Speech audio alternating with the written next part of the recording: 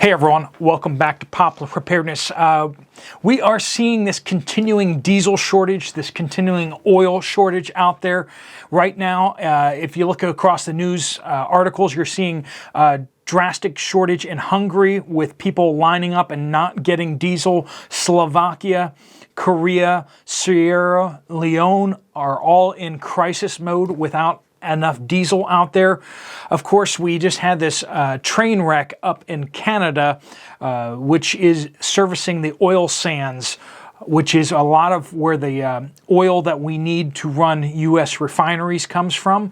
And a lot of that is brought down by rail. So we see a lot of issues going on. We're going to jump into a bunch more of what's going on worldwide, as well as specifically what's happening in the United States.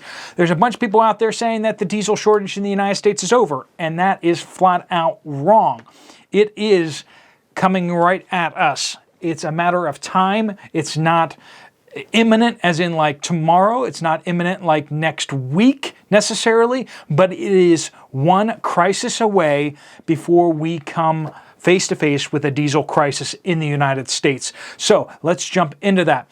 First off, this video is sponsored by Genesis Gold Group.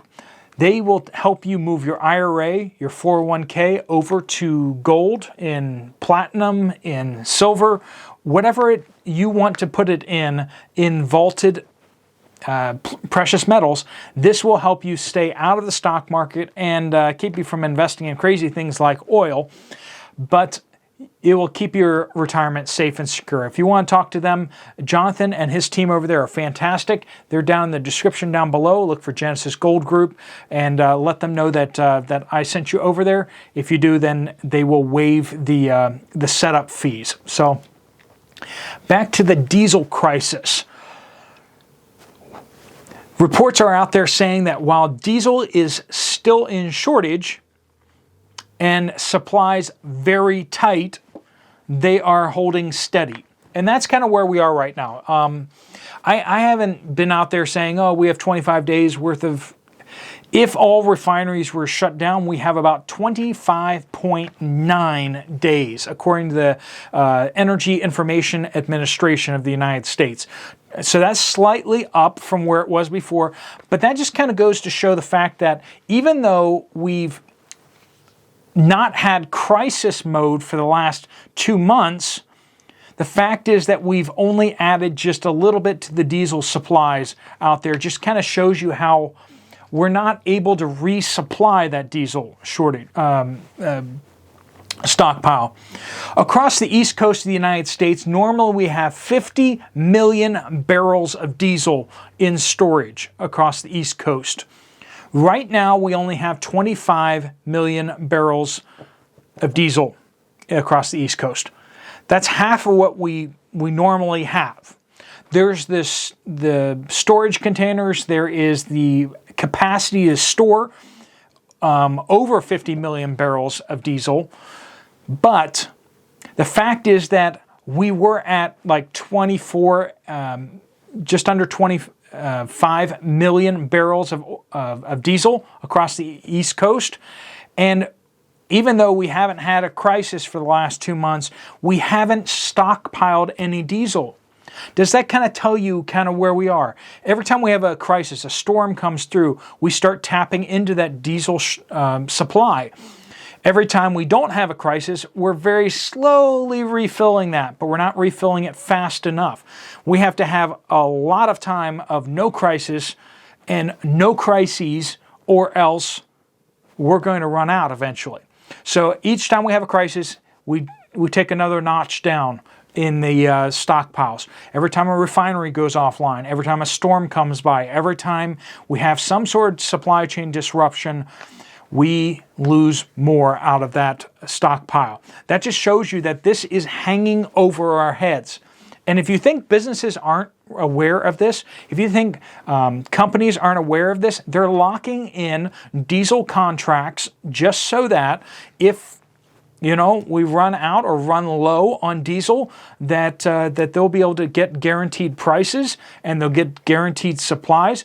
So what's going to happen is a lot of people that haven't locked in these contracts, they will be the first ones to be told, nope, we're out, sorry. Particularly people who don't have businesses, people who just buy at the pump, are going to be the first ones who are going to be told, sorry, we're out. Remember, we don't have to go down to 0 barrels of diesel on the East Coast before we start having shortages. Once we start getting down to 15 or 10 million barrels of diesel, we're going to start seeing some severe pockets across the United States of no diesel. This is what's happening around the world in places like Hungary and Slovakia, places where these shortages are cropping up, because this is not just a United States problem. The world is just not producing enough diesel. We don't have enough refineries.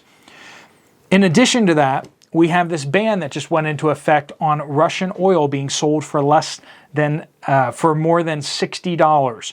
And Russia has basically said, no, we're not going to sell for that low. We're going to sell at market prices or at a slight discount, and we won't sell below those discounts. And what we're going to be seeing here is that across the board, we're going to be seeing that people are either going to have to run out of oil, or they're going to have to, come to some sort of terms with Russia about those things, because Russia produces a lot of oil.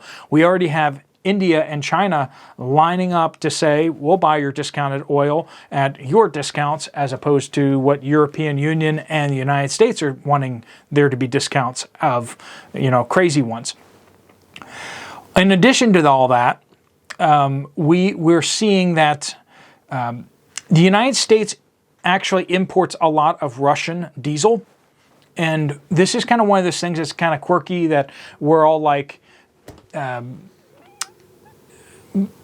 out there saying how much we don't want to have anything to do with Russian oil and blah, blah, blah. Well, Russia imports the oil down to Italy, or exports the oil down to Italy. And then in Italy, they refine it into diesel, and we've been importing a lot of that diesel into the United States because it's not coming from Russia, it's coming from Italy. And Italy says, well, you can keep importing that because it's not actually going to our domestic market. So they're not buying the oil, but the refinery, a Lukoil refinery in Italy, is importing all that raw crude oil from Russia, turning it into diesel, and then exporting it to the United States. And this is kind of where we are with things. But with these new price caps going into effect, it looks like that supply line from Lukoil in Italy to the United States is going to be cut, which is once again going to make it so that we're going to start slowly drawing down our diesel supplies along the East Coast, because the net excess of what we have production-wise is actually going to turn into a deficit without that diesel coming from Italy. So that's just kind of lets you know that we just have this thing coming right at us, and there's really no way around it unless we actually start having some people at the top of the U.S. government start making some smarter choices. We need to import that diesel, or we need to produce it domestically. You can't just wishfully think that things are just going to get better. Industry insiders know that this is coming. We need diesel to run our farms. We need diesels to run our trucks. We need diesel to run our trains. We need oil products in order to run all of our ships. We need oil and diesel to run our modern society. And that's just the simple fact of the matter. If you think differently, if you think we can all run on solar panels and windmills, look into it more. Look at how much of the world we'd have to actually cover in solar panels in order to generate enough electricity for the world. And then tell me how many batteries we'd need in order to run electricity at night.